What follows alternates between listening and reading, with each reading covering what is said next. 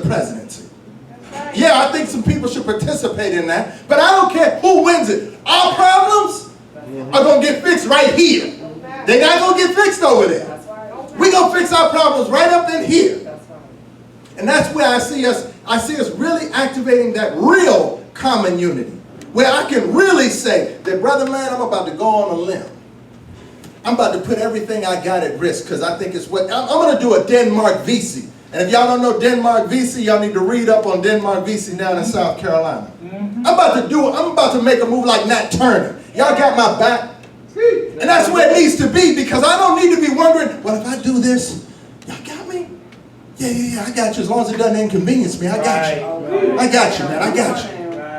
I got a business, and it's documented that we spend $3 trillion or whatever, $300 trillion in the black, we're the 7th largest country, at least 4 or 5 years ago, it was documented. I got a business that you see who walks in and out of here. You know who's a part of what it is done. You saw who served you up front. That I've got a business that is operated, managed, and operated by people that look like us. And I'm going to tell you something about, I'm going to leave it this, but I'm going to tell you something about economics.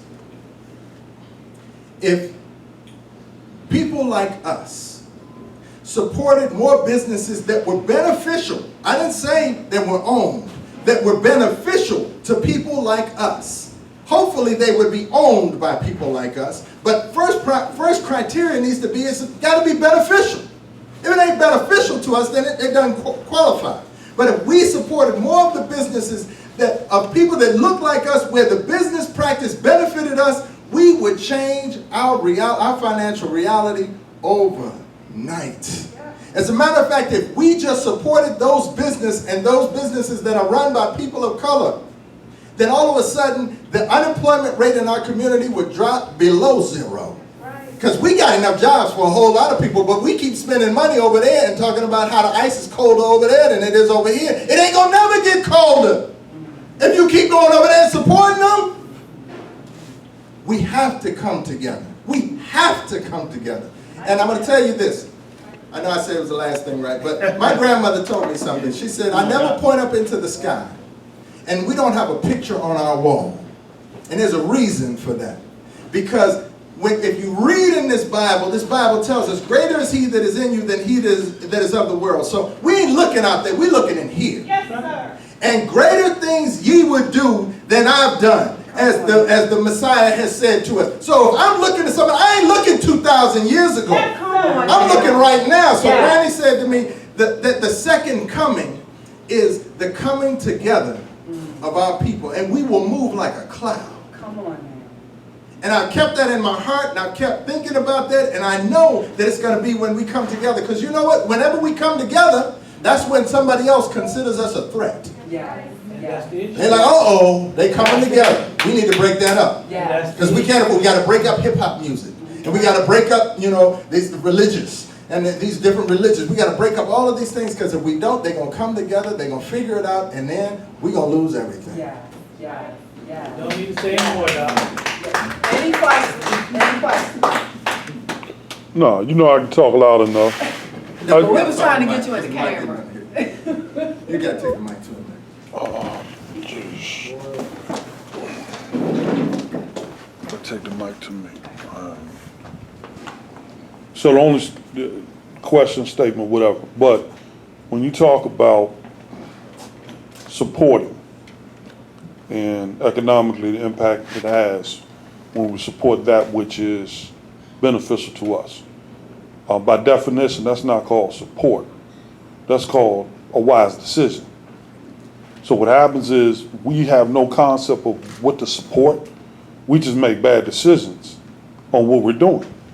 And as we continue to make those bad decisions, as you used to say to me all the time, you drive this car and you put premium gas in it when it was $125 to fill up the tank, but yet you stop at Checkers and you put garbage in you to eat, as opposed to walking over here and saying, man, I'm upset because it's going to cost me $7 for some greens that might actually help fuel me more. Then the decision simply becomes, I'm not supporting you. Doesn't really matter. I need to make good decisions. And if you provide me with the resources necessary to accomplish the things I need to accomplish. It's not about even supporting, because we can't get that. We don't understand that concept yet. But let's make a good decision. See, we don't have that problem when we're involved with athletics. We know we make a decision. We make decisions for our children about what school they're going to go to, about what team they're going to play for. And we always sit here and say we got to do what's best for our children, when we're not doing what's best for ourselves or our children because we chose the best school and the best team, but we're making the worst decisions. All you got to do is look at your receipts. All we have to do is look at our receipts. And it'll show us, as a man spends his money and as a man spends his time, it will always show you what his outcome is going to be. As his woman spends her time, and as this woman spends that money, it will show you what those outcomes are going to be. If I spend more time at Everlasting Life than I do at Nats Field, at National Stadium, watching the Nats play, then in about 6 months, 6 days, 6 years, I should have a better way of living and thinking than I did if I was sitting around the ballpark all day, eating a roast beef sandwich and watching the damn game. Simple as that.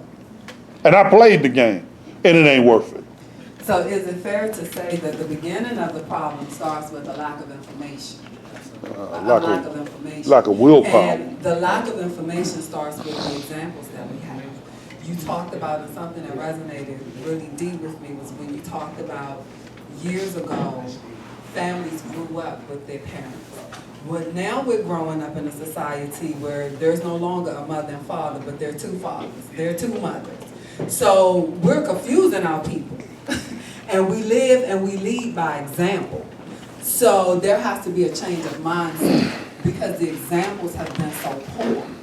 And before we can get to community, before we can get to supporting, before we can get to being able to heal, before we can get to a place of finding ourselves, there has to be new information that's dispensed out in the earth so that we can come back into the reality of who I am, who I was created to be. I think it's sick that jails are being built with the anticipation that we're going to house millions of men because they're going to commit a crime. That's a mindset. That's a problem.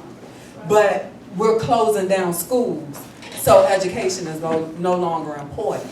So if we don't have the correct information, because over the years, information has been lost, information has been distorted, information has been, dumbed down to nothing. So we're raising a generation of dumb people because we don't have real information for them.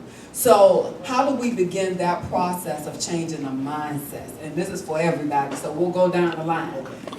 I can close it out. If you like. Okay, so we'll start here since he's been talking about it. It's his house, isn't it?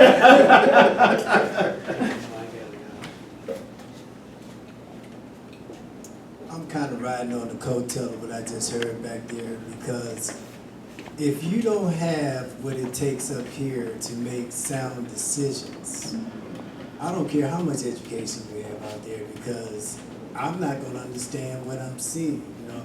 There has to be something within an individual to put them in a place where as if they can be capable of making decisions that are good decisions, that are healthy decisions, that are sound decisions, that's going to have a trickle-down effect to where as if it can be of an asset within the family structure, within the community, within what you decide to do with your finances to help build our own people's businesses and things. You're not going to make sound decisions if you're not a sound person. You need a balance.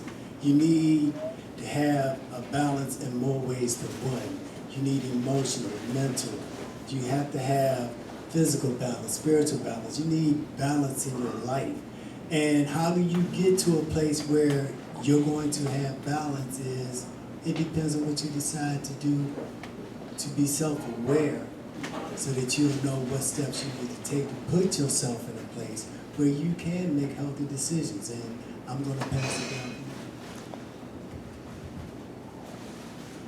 I think it starts with doctors. We have to have a moment, both in clarity and revelation, that we have not arrived, and we are not healthy. We are not doing well. But at that same time, we can't rest right there. We can't become overwhelmed with that keeps us or makes us become immobile. We have to garner up some hope and have some faith in us and in that greater. And then we got to continue, I think, to host conversations and discussions like this. Even if it's just us four, this four get another four, get another four. And then sometime, we continue this, and it's good information, and it's coming from a good, healthy place.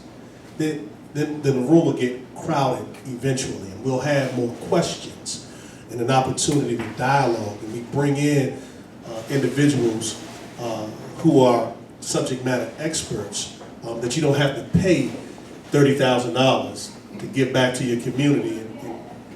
And W. Du Bois is probably turning over in his grave when he talked about the 10%. The top 10% would come back to the community after we sent them out to learn, to bring us that information, and now they became a part of the system and forgot. They forgot to come back. And the only way we can get them back is to be trying to offer them something, and then they don't want to, you got to have a willingness. Too much is given, much is exactly required. And so we have to stop being takers and become givers. Man, that was profound what your grandmother told you. I can remember my grandmother sitting on the front porch on Quincy Street, sharing some deep spiritual knowledge. And my grandmother was 2.5 generations out of slavery, sharecropping. And I remember her telling the story. She was a little girl, and the white guy, while they were sharecropping, beat her in the back. It resonates with me. And we got to stop hiding the truth about our challenges and where we are, where we come from, and who we are. And I do believe that there is a group of people that know something about us that we don't know about ourselves. Because there's no way you systemically try to destroy a community of people and go out of your way to do it.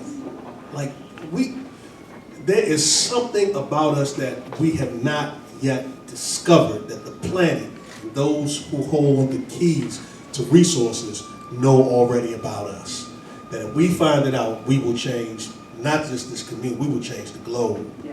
We will change the globe. And I think we have to, as my man said, that was profound. Look at your receipts and it'll tell you the outcome. Where you spend your money, and who are you trusting in. And we're trusting in people and places and spaces and things that don't even have our best interests at heart. And we got to make those adjustments. And I think you got to start sharing more about what do we put in our body that impacts our mind. And if we can do it once a week here, Doc, I think you're on to something. And I think you have to continue this movement. This is not a show, this is a movement that helps us to find that common unity. And those voices of concern that are not being heard, that are going on with the routine. People are sleepwalking. We are the walking dead in some cases. It's time to wake up. And how do we wake up out of these medicated, self-induced states of being? And it takes maybe, Doc, somebody shouting, get up, wake up, I'm here. My brother going in, advocating, until a person can wake up. We can't leave anybody, no man, no woman, no child left behind. And not in the way that it feeds a system, but literally, begin to spend time and educate our kids. You see somebody on the street doing something wrong, and they might not receive it, but you can tell them you're better than that. That's all I wanted to tell you, you're better than that. And pass on that good information. And if we say it enough times to enough people, they'll begin to believe it, and it'll impact the way they think and the way they see themselves and the way we see and treat one another. And then, you're right, we do pose a threat that they can no longer hold us and manipulate us again. So that's what I want to say. I have a quick question, brother, before you go. Just a quick question. Dr. Baruch, 2 years ago, somebody started doing a talk show up there, one of your first. Who's that? You, bro. Now, what has happened since that 24-month ago time period? The walls were knocked out, studio was built. How many shows now do you have lined up during the week? 30. So when you talk about a group of people and the power that a group of people, the power that a seed has, and the power that just one person with that kind of willpower who endured that time when it was minus 10 degrees and nobody was in here, and he had the vision to let something like that continue until it germinated into, well, I don't know if that's the right word, until it became something that you see right here and right now. That's how much power we have. So the difference between the 4 that you talked about being right here and the multitude that is right around the corner, I just saw it. We went from one guy doing something that nobody had ever seen because this brother allowed him to do it to 30 shows, live streaming all over the globe. I didn't even have that vision. That's how much power you guys are putting out just by being here right now. The one method that I believe that we all have to embrace is that as we move forward, we have a responsibility to reach backward. I will never be able to get to where I'm trying to get to if you're still stuck. And I think that's what we have to really embrace. As I move forward, you have to move forward. And then that will cause us, in some cases, sometimes we have to pull people along. Even when they're not ready, we have to work with them until they get to a certain point. And so information is always key, whether it's how to get your credit together, whether it's what do you do when you're about to buy a house? What do you do when you're about to buy a car? What do you do when you're about to go to college? Those are things that we really have to funnel into the community. And the last thing I will say is that we were created with methods to obtain wealth. We were created in His image to do greater works. And so we have everything that we need inside of us, but we have to believe it first, and then we have to allow it to manifest. Amen. Thank you very much. I think a lot has been said tonight, and I think what we have to conclude is that this is not even the tip of the iceberg. We just feel the cold air, you know. And there's a tremendous amount of work that has to be done, and it has to start. Unfortunately, you know, whenever you correct a problem, that correction is sometimes painful. And sometimes, you know, it's not comfortable. And we have to be prepared to engage that uncomfortable space because everything is wrong. So when you have to engage that uncomfortable space across the board, one of the best ways to do that is when I got my arm linked in his arm. So he's gonna hold me up because I'm gonna talk to him about, you know, maybe what's going on with regard to health and nutrition, and he's going to talk to me about, you know, the expertise and the areas of expertise that he brings to this this equation, and we have to get that back. One thing that you said about information, I think information is power, but information, when it's applied, is when you really get the power. When you apply that information is when you really engage that power. And I think when you engage and apply the wrong information, you go this way. So you're going in reverse. So we got information, it's the wrong information, we'll call it the lie. And we're believing and we're entrusting in the lie and we're engaging our lives based on the lie and we're going backwards. So now when we get the truth is not going to be easy for us to digest because we thought the lie was the truth up until now. So now that we're going to be given the truth after we find the truth, because the truth is here, it was never gone, it's still here. It's just a matter of finding it and then accepting it. Because if you don't accept it and if you don't qualify and validate it, because the truth is verifiable.